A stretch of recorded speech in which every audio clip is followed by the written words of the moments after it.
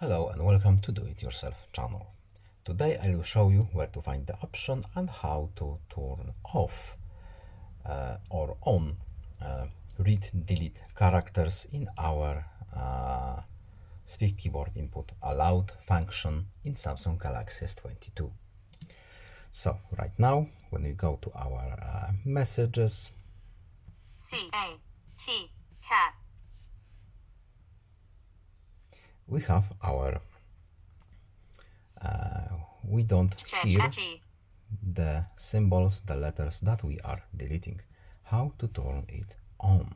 We need to go to settings, then in accessibility options, in spoken assistance, and speak keyboard input aloud. We have this function, read deleted characters aloud. Now it's off. Let's turn it on. So delete. As you can see, it's now working. I hope this video is helpful to you. Please leave a like and subscribe. Have a nice day and see you in the next video. Goodbye.